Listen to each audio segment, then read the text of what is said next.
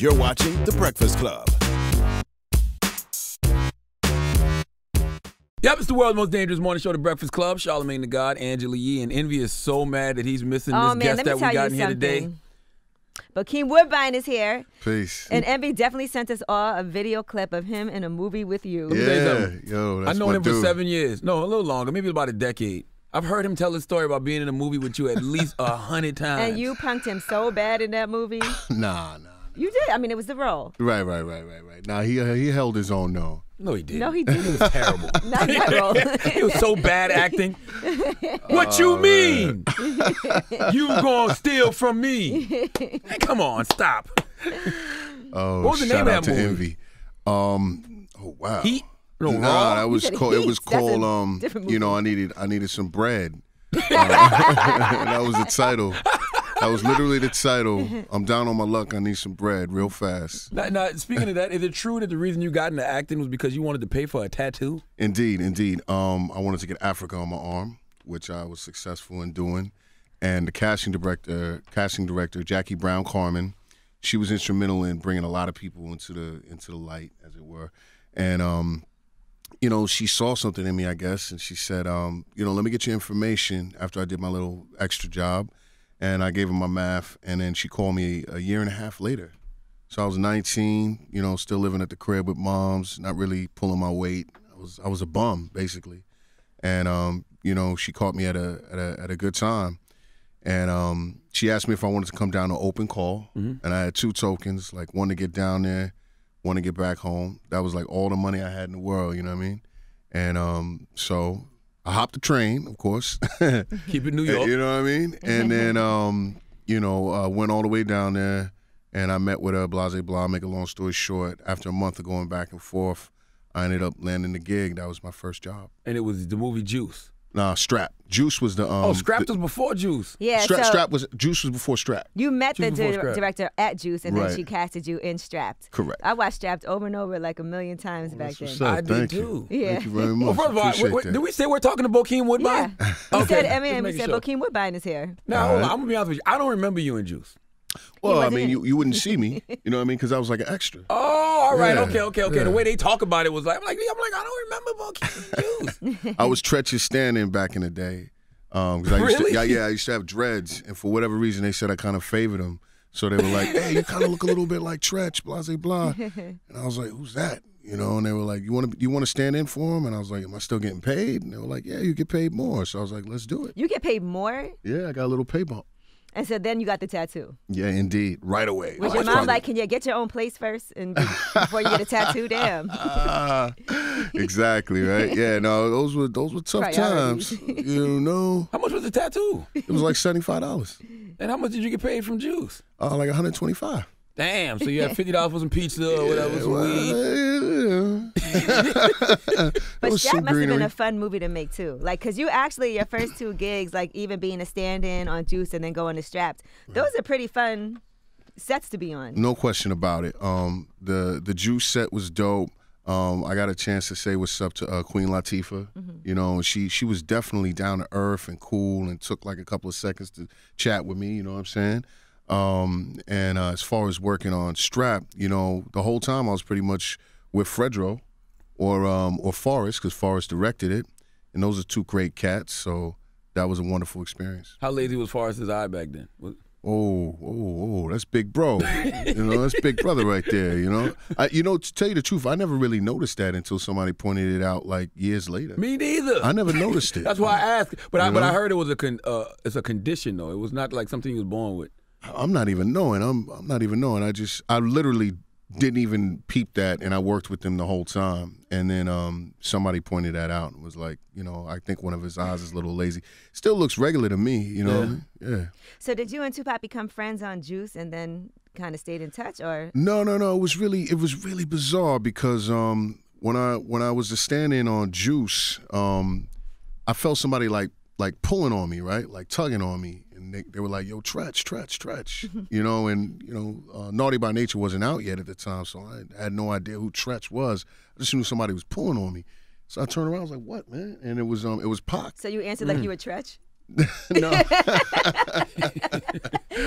Well, maybe that is how we would have answered. But them two was tight. So, right. you know, he must have thought, like, since I was wearing his gear, I guess I look like Tretch to him, you know? But, you know, we all laughed about that story years later. So he probably thought Tretch was acting funny. Like, yo, man, Tretch had to get one little movie that I put him in and he acting funny? Exactly. Why you acting funny style, you know? Yeah.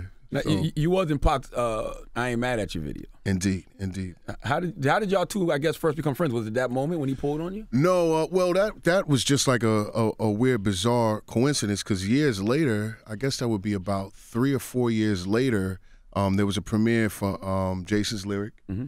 And, you know, several of us were at the premiere, me, Snoop, you know, Pac, a couple other cats, whatever.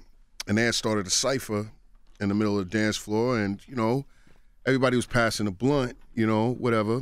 And for whatever reason, they never got around to Pac. Like, he was always like, hey, oh, and they would go around again, and he'd be like, hey, all right, and it would go around again. So I saw him struggling with that, and so I took the blunt. I was like, "Here, man, you know." You broke up the rotation? Yeah, I broke up the rotation. I did, and everybody was a little vexed about it, but I felt bad for him.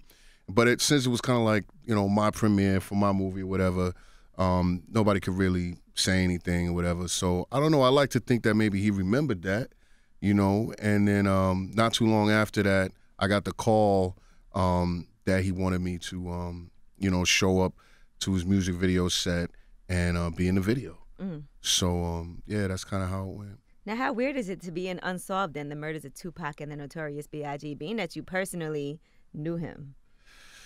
It's beyond serendipitous. It's I think it's just the way it's supposed to be. You know, that's the way I feel, honestly. Like, it feels natural. It's odd. Like, if I really think about it clearly, it's a bizarre coincidence. But at the same time, on the inside, it just feels normal and natural. Like, this is the way it's supposed to be.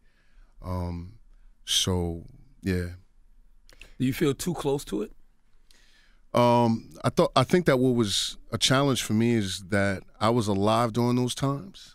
But the memories that I had hanging out with Pac, building with Pac, working with Pac are different from the memories that the cat that I was playing had. So even though everybody was alive at the same time, and I was on the West Coast at that point already, I've been out there since '94, you know, I understand what it was like to be, you know, in California in 94, 95, 96, 97 and everything, how the climate was different, the energy was different, the music was definitely different. There was a lot of things that were different, but I was not in the shoes of Officer Darren Dupree. Right. I was just Bokeem.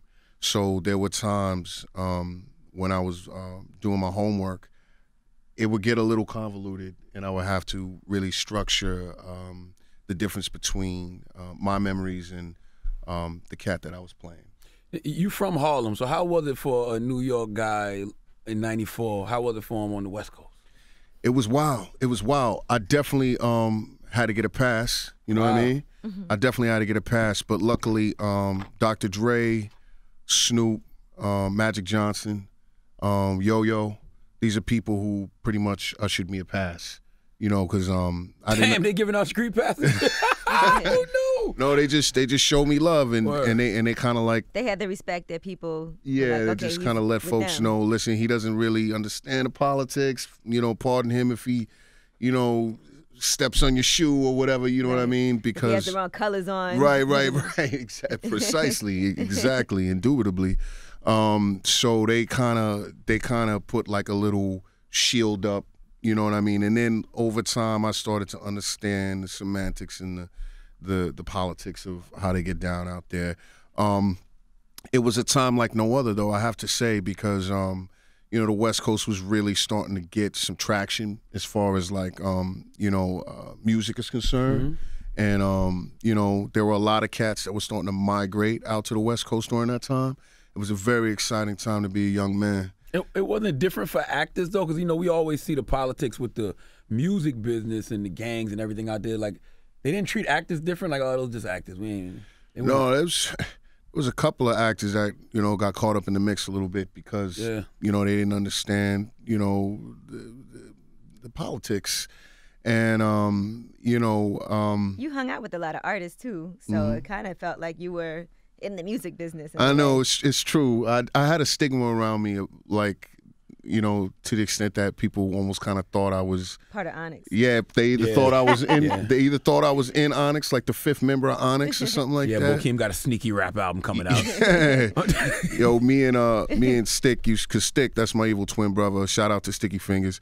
You know, we would always joke and say, I'm the fifth member. I'm gonna call myself Smiley. You know what I'm saying? Hilarious. Because back then I used to smile. Anywhere? Nah, not really. A little. You said not really. I mean, you know, a couple. look, yeah. I mean, you know, I used to toy with the idea of getting on the mic one day, but I realized that my lyrics are just too positive, man. You know, people don't want to hear that, you know. So you say Sticky your twin brother, but when I posted you on Instagram the other day, they was like, yo, man, Dave Chappelle done got buff. Like, what happened?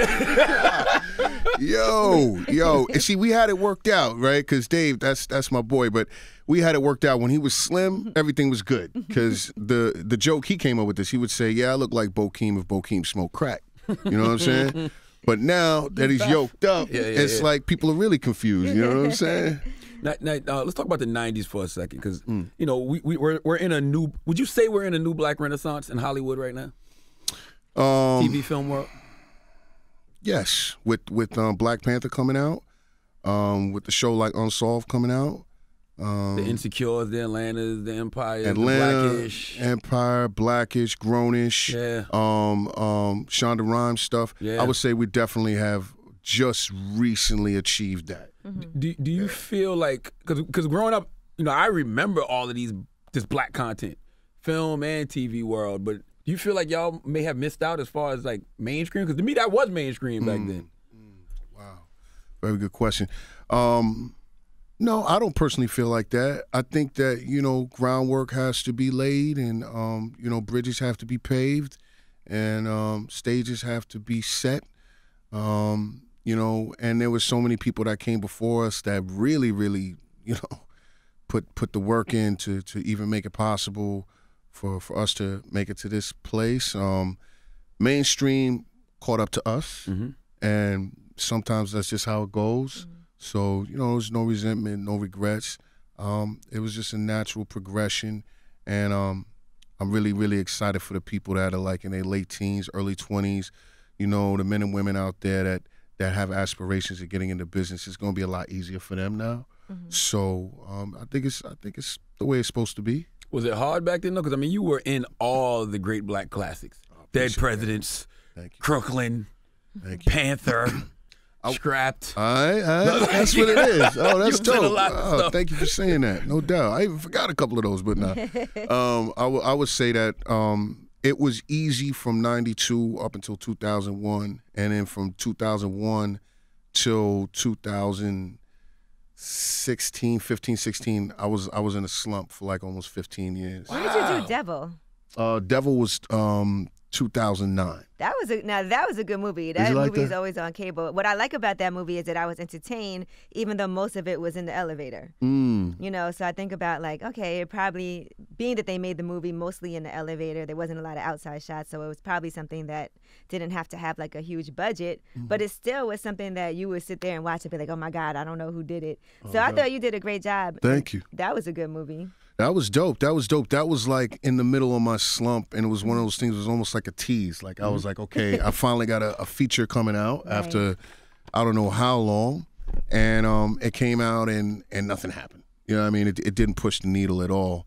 And similarly, in 2003, during the challenging years, as I call them, I got an opportunity to work on a great project called Ray, about the musician Ray Charles. Absolutely. And you know, the flick came out, and I think it was a wonderful flick, and you know, it was really like instrumental in jumping off some people's careers, and there were accolades distributed, and there was a lot of attention on it. It was nominated for Best Picture, but for whatever reason, it didn't translate into any progression or momentum for me personally.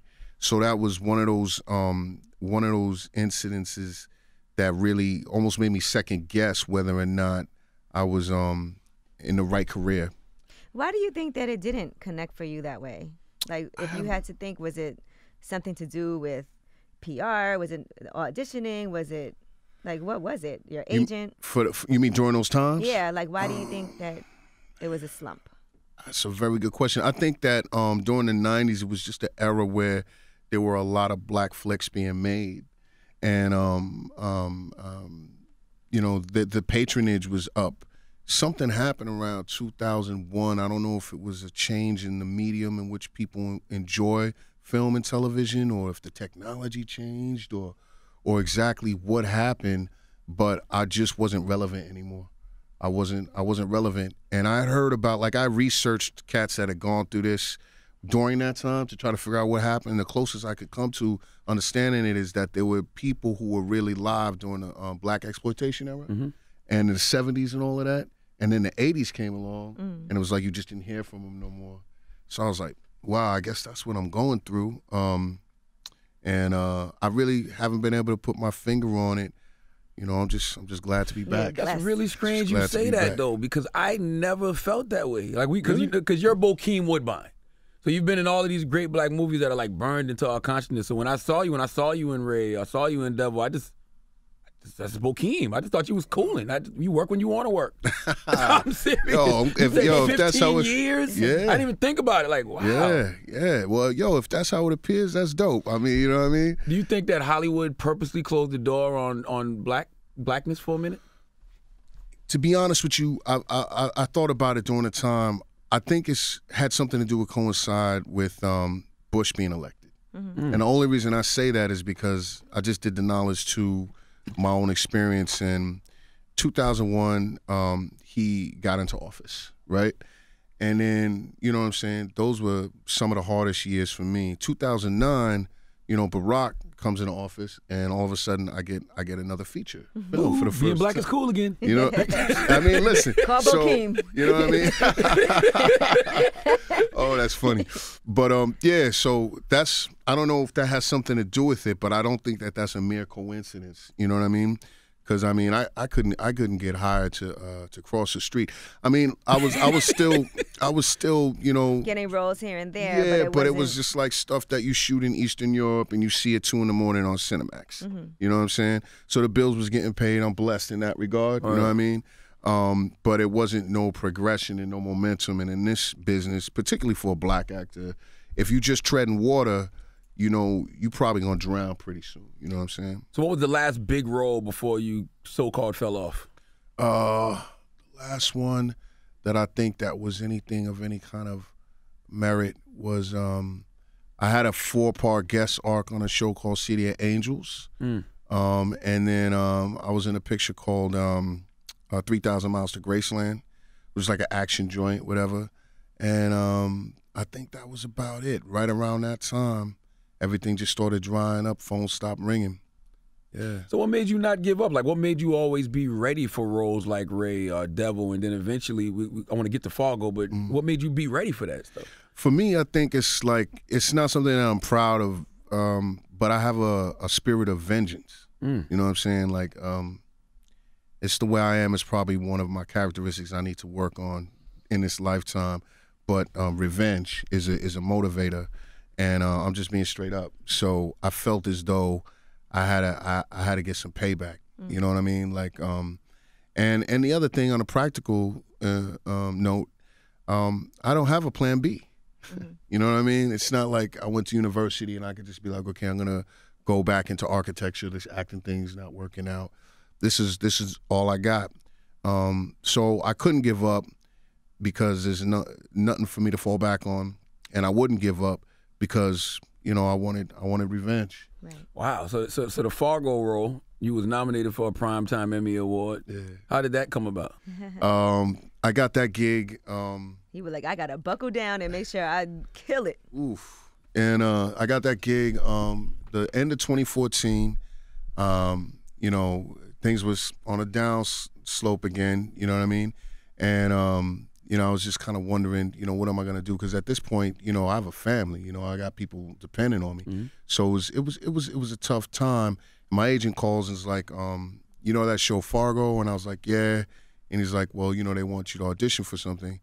And I kept thinking it was a mistake. Because when you think of Fargo, you think of a very, Midwestern, White. type of environment, and I couldn't coalesce it in my mind. I was like, this doesn't make any sense. Fargo? Are you sure? And he was like, yeah, you know, they want to see you for a role. So I was like, this is bizarre. So my woman, she said, all right, you know, I'm gonna go over to my sister's, and I'm gonna stay there for a couple of days so you can prepare. And she never does that. You know what I mean? She's like, get this work. Yeah. I wonder how she knew. I wonder how she had the vision. She just had I think it was because of the way I said it. Like, I was looking at the audition sheet. She was like, what is that? I was like, this is Fargo. And she's like, so what's that? A show? And I was like, yeah. They want me to audition for Fargo. And she was like, I'm going to go to my sister's for a couple of days. You know what I mean? You need a job. When I come back. Real talk. And, you know, so anyway, I remember I didn't watch any TV for 72 hours, which for me it's a little bit more normal for me to be like that now. But back then, you know, I was a TV addict. So, you know what I mean? Not watching TV for 3 days was crazy. And I just watched Kung Fu flicks every once in a while. And I had the place to myself. And I just dialed in. And I finally went to the audition, and it was probably about 48 hours later, I got an email from my agent, and I'm looking at it, right? And my wife says I fainted. I didn't faint. I didn't faint, right? It's like the refrigerator was right here, and I just kind of leaned. I said, oh. You know what I mean? And to her, she was like, you almost passed out. I was like, I didn't pass out, you know? But yeah, I got the gig. I had the gig, and it just blew my mind because when I was in the audition, I flubbed a line. You know, you're never supposed to do that. So when I was on audition, I messed up one of my lines, what have you, and I was like, man, all that work I put in, and yeah, I'm not getting that gig. And you know, I was wrong. I ended up getting the job. Is it hard to get out your head when you do that? Because I heard Method Man, he was on Michael Rappaport podcast, and he said he auditioned with somebody. I can't remember who the woman was, but he auditioned with her. And he once he flubbed the line, he said he was done. Yeah. He said he had to leave the audition. He was like, I can't do it. Yeah. That's never happened to me because, I mean, you still keep going. Like, yeah, you know, yeah. I mean, and that's just part of the training because, like, you know, when you're doing the show, they tell you, you know what I mean, even if you mess up the line, keep going because we can edit around it, blah, blah, blah. So that's never happened to me, but I can definitely see how that's possible for sure. Now, when you in that slump, right, and after having all the success you had in the 90s, who do you reach out to? Because I know how it is, like being in radio when you get fired, right? Nobody answering your calls. You can't talk. Like, who do you reach out to? You know, well, I'm lucky. I have a support group. You know, shout out to the RZA. Shout out to the big brother Wesley Snipes. You know what I'm saying? I have like elders that you know that's family. So I can always reach out to them, and they always had some encouraging words. And you know, they didn't sweat it. They were like, look, this is nothing. This happens to people. You know what I'm saying? You're gonna get through it. So I was lucky in that. You know, I have my woman who, even though she doesn't understand the business, she believes in me so much that, like, you know, she convinced me, you know what I mean? Like, even when I was doubting myself, she kind of, like, put the little brainwash, you know what I mean? And was like, you definitely, you are who you think you are, you know what I'm saying? And sometimes circumstances try to make you forget who you are, but you know who you are, you know what I mean? So she would remind me. So I had a good support system. How'd you develop such a relationship with Wesley? That's people always ask me who I would want to interview, and I never have an answer. I would love to interview Wesley Snipes. Oh, Wes is the man. We go back probably like 23 years now. So I just bumped into him at a party, and it was New Year's, 95, and you know, I was a single guy back then. I was dancing with this just incredibly beautiful Egyptian woman, and all of a sudden this cat comes up and was like, yo, Wes wants to meet you. I was like, what? He was like, yeah, Wesley Snipes wants to meet you. And I was like, I'll be back. Damn, you know, because I wanted to meet him. You know what I mean? Why you didn't tell her come with you? Nah, you know. Scared Wesley gonna take her? Yeah. Terrible idea. Are you crazy? There's a chance she might be there when I come back, but I'm not gonna bring her to meet the doc. You know. So I said, all right, yeah. So I made a choice. It was a good choice. It was a good choice. Yeah. And y'all been peoples ever since. Yeah, oh yeah, indeed. So another thing I find interesting about you, you went to LaGuardia and went at the same time with Marlon Wayans. Marlon Wayans, Omar Epps, and Adrian Brody and I were all in the same graduating class. Wow. Had I graduated, you know what I mean? We would have all been in the same graduating class. Did all of y'all graduate or just you didn't? I know I didn't. So you were just really 19, just on your mama's couch? It's embarrassing, but no part-time job and nothing? No, I mean, you know, I had a couple little hustles, UPS. Okay. That's not no little hustle. That's a great job. What can Brian do for you? You know, it was what it was, man. Once they take them taxes out, man. Yeah. You know, and that graveyard shift was starting to get to a brother. But anyway, I had little odd jobs, things like that. But not a career. Definitely wasn't pulling my weight like I should have been. Now, did you learn anything from Unsolved that you didn't know prior to filming? Yes, what I learned from working on Unsolved is just how committed some of the cops and detectives on the case were. Because as I've said before, I remember distinctly hearing about their assassinations, and then it seemed like there was just a media blackout, like it was just silence. There was really no coverage, no follow-up coverage. And so I had no idea that there were people behind the scenes really working hard to try to crack the case. So that was really informative for me. So why didn't the case get cracked? I think it did, but it's not what you know; it's what you can prove. Right. And I think that our show gives such an in-depth examination, moment by moment, beat by beat, incident by incident, that by the time you get to the episode 10, the end of episode 10, I think the audience is going to know exactly what happened. But just because we know what happened doesn't necessarily mean the case is prosecutable. Do you feel like, so now you feel like you know what happened. Did you know before? No, I had no idea. Until you filmed this. So we're all going to maybe get some information we all didn't know because. I think most of the people have no real idea about what happened. You know, there's a lot of conjecture, a lot of rumor, a lot of innuendo, a lot of assumptions. But this is the first time for the majority of the viewers, like 99.9% of the people that are watching the show, it's going to be the first time that they really see what happened. And the police department participated, like gave their information and collaborated to make sure that it was correct, or how does that work? We had... we were blessed in so much as that we had the head of the task force as an executive producer on our show. Well, so he was there almost every day. I believe so. I mean, yeah, I hope I ain't get him in trouble. No. I mean, no, he had to have been vetted, right? Because, yeah. So it's all to the good. So he was there just about every day, and we could always reference him and ask him questions about, what it must have felt like in that moment, that we're dealing with in the scene that day. So that was invaluable.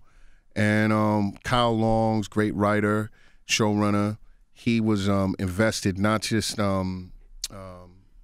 mentally and as far as his job responsibility is concerned, but, emotionally, you know what I mean? Like he had a connection to the story, and it's one of the things that motivated him to bring it to the light. And of course we had, the fantastic Anthony Hemingway, you know what I mean?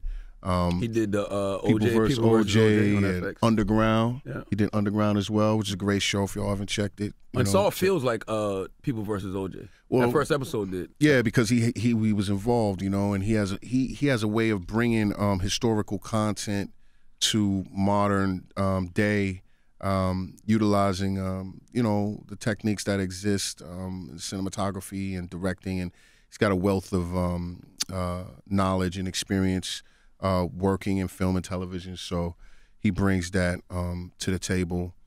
Yeah. Now, back to Tupac, we talking about Biggie. Didn't Pac actually speak to you once about the East Coast West Coast feud? Mm-hmm.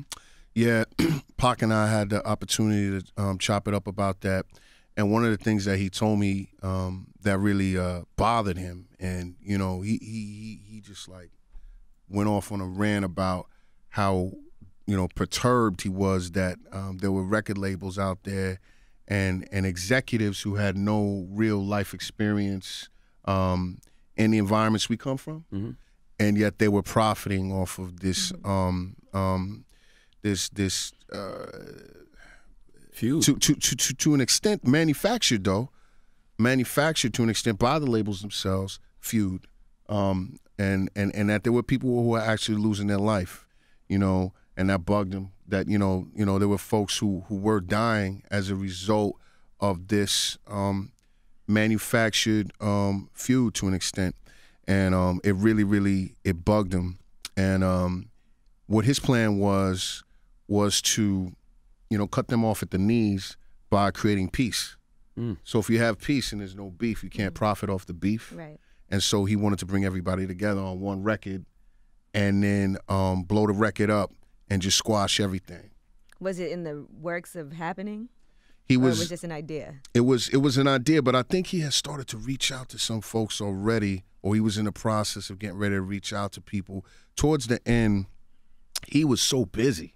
He was always in the studio, and he always had another flick to do, and it was always a time crunch. I remember whenever I hung out with him, it was always like, he was always looking at his watch, like there was always a time issue. You know what I mean? So I don't think he had the time to really flesh that out. But I remember clearly him, divulging his plan to me, and I was like, wow, that's a great idea. That'll stop everything. He knew who you wanted on the record and everything? Yeah, he wanted Nas, Mobb Deep, Big, himself, I think the Outlaws too, and he wanted to make like a big, almost like a compilation record. They don't Self-Destruction, are we all in the same game? Something like that. But instead of just one track, he wanted a whole album, so everybody could do their thing, have their individual time, and all respect due to everybody as an individual artist, and then a couple of tracks where everybody's on the same track. It was a great idea. I can't really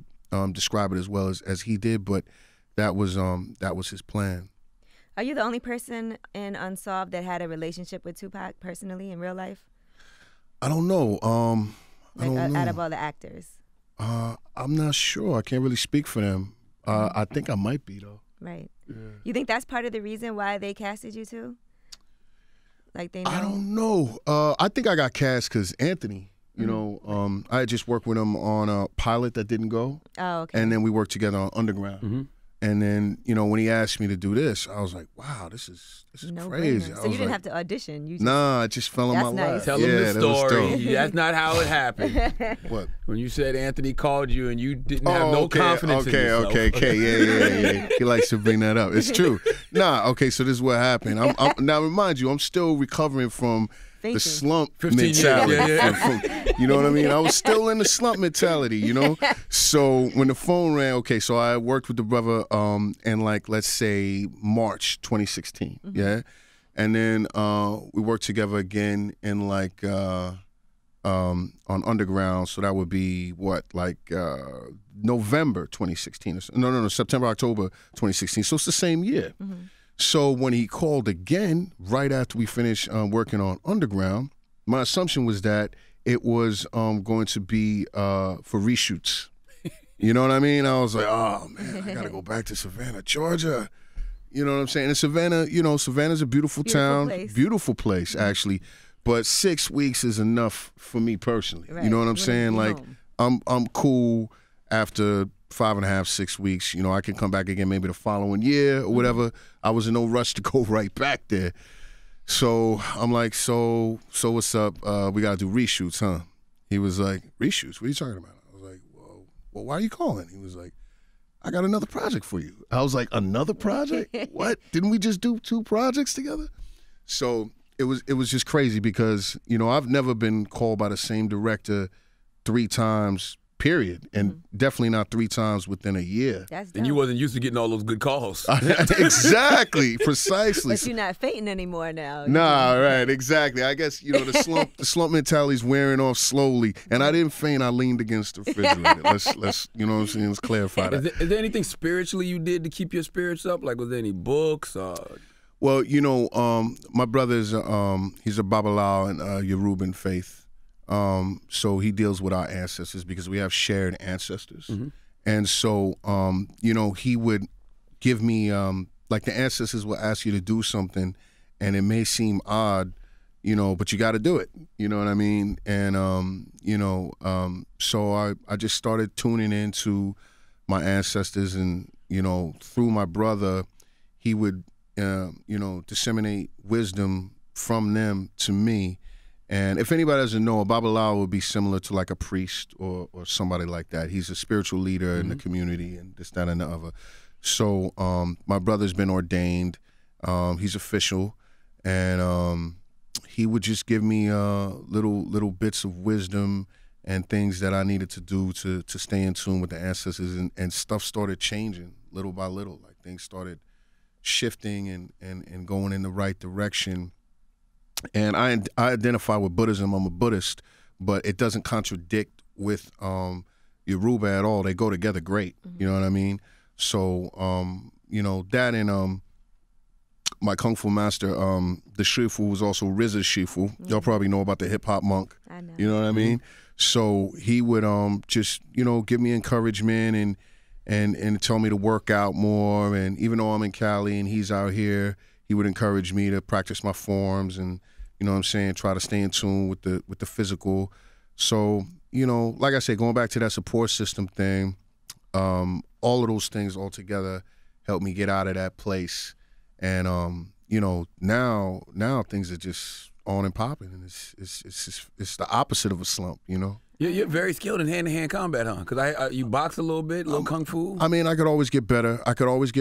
You know what I mean? I have a ways to go, but I've definitely come a long way too. So, I think I'm getting better all the time. When the last time you had to put hands on somebody? Oh, wow. Yeah, I don't even know if I can talk about that. Can I talk about that? Yeah. Yeah, I guess I can talk. Hypothetical. Hypothetically. Yeah, okay. All right. So, hypothetically, it's probably been about like 5 or 6 years. I was at the Indianapolis 500 in Indianapolis. Somebody started grinding on my wife or whatever, and I just I had to lay him out. It wasn't not something I wanted to do. It's not something I would encourage people to do. Maybe there was a better way I could have dealt with it, but it is what it is. So did you give him fair warning, or he just walked up? You're not supposed to do that to anybody's woman, even if you're a woman standing by yourself. Yeah, you're not supposed to do that. You don't do that at all. He deserved it. He deserved it. So you let him know time's up way 6 years ago. 6 years. You had to let. Wow. Yeah, but luckily, his friends, they kept their distance because, I was ready for his friends too, and then they didn't want no parts of it, so it stopped just at that one little. Flash two-piece? Flash knockout. Right. Quick, left, right? No, just the left. Just the plus left. now he's a police officer, so he can't. Yeah. What did you learn about Big and Pac's relationship that you didn't know from doing Unsolved?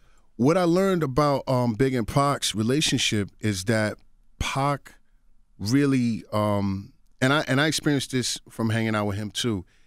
If he liked you and he saw something in you, he would want to help you be better at whatever it is you were doing. And I get the sense that that's what happened with their relationship, because Big is clearly, one of the best MCs in the history of the game. And so I think Pac probably recognized that in him and gave him some words of wisdom and maybe encouragement to elevate, his understanding of the game. I don't think he was influential in Big's rhymes, but his understanding of the politics of being an MC in the 90s and those days. It was a very interesting time, for young people who weren't around during those days. It was a wild time to be an MC. You know what I mean? In the 90s. You really had to live it. You know what I'm saying? It was if you wasn't authentic, cats could tell. But the thing about being authentic is, sometimes there's a price to pay for that too. Right. So it was like people that are still in the game that were around then, you got to give them a lot of respect because they must have navigated a lot of different things. Hip hop is a little bit more sanitized now to an extent. For lack of a better word, I would say it's a little bit more sanitized, not necessarily lyrically, but as far as the things don't jump off the way they used to. Am I making myself clear? Like absolutely. It was sporadic, just bizarre things would just happen. And being an MC was like being an outlaw or a pistolero. What's the craziest thing you've seen between artists that never made the the websites and nothing, or the news back then, fights, because that's the ones we always hear about, these fights that would happen between people. You know, I was lucky. I missed most of those. I was always at the right place at the right time. You know, or I would leave. What happened a lot of times is I would leave, and a couple minutes after I left, it would be mayhem. And you know, people started wanting to hang out with me because they were like, "Yo, you know when to leave. Yo, you're not supposed to stay to the end of the party." You know what I mean? Yeah, no, I was lucky. I missed most of those. Yeah. And they were lucky there was no social media back then. Yo, indeed. Oh man, if there was social media back then, it'd be a lot of cats would be in a lot of trouble right now. What about the time Big? You thought you might have to get into it with Big. The one time you met him. No, I never thought I was gonna have to get into it with him, but I think he was in a bad mood, and even though he had plenty of space to walk around or whatever, I was at a bad boy party somewhere here in the city, and I just hear somebody go, "Yo, move, man," you know what I'm saying? And I turn and it's Big, and I'm like, "Man, there's all this room around." And then just as I was starting to talk to him, it was like 4 like dudes in the army green fatigues, you know, Brooklyn Wolves just came out of nowhere. D-Rock, BK Rube. You know, I was just like, yeah, all right. So you moved. Yeah, clearly.